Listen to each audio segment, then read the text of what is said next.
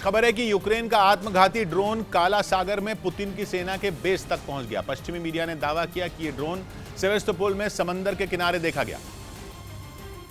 जो क्राइमिया के पास काला सागर का वो इलाका है जहां पुतिन की नौसेना की ब्लैक सी फ्लीट यानी काला सागर में ऑपरेशन का जिम्मा संभालने वाले उसके जंगी जहाजों के बेड़े का अड्डा है। और ये वो बेड़ा है जो यूक्रेन पर हमले की शुरुआत से ही पुतिन के एक्शन प्लान के सबसे अहम हथियारों में एक है। रूस के इसी बेड़े ने यूक्रेन पर घातक मिसाइलें दागकर उसकी कमर तोड़कर रख दी थी। यहाँ मौजूद जंगी जहाजों के इसी बेड़े की बदौलत रूस ने यूक्रेन के बंदरगाह का रास्ता तक रोक दिया था और उसके अनाज को देश से बाहर नहीं निकलने दिया था। इसीलिए इस नेवल बेस के पास यूक्रेन का ड्रोन दिखने से पुतिन के कान खड़े हो गए। ये वो ड्रोन था जो यूक्रेन को मदद के तौर पर अमेरिका से मिले घातक हथियारों में एक है।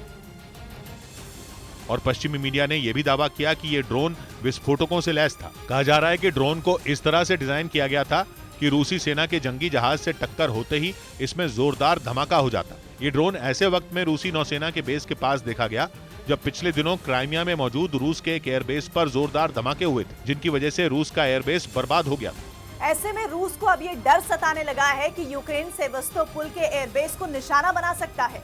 और उसके डर को सही साबित किया पश्चिमी मीडिया की उस रिपोर्ट ने, जिसमें ब्रिटेन के हवाले से दावा किया गया था कि पिछले दिनों पुतिन ने पनडुब्बियों और कई जंगी जहाजों को इस नेवल बेस से हटा लिया।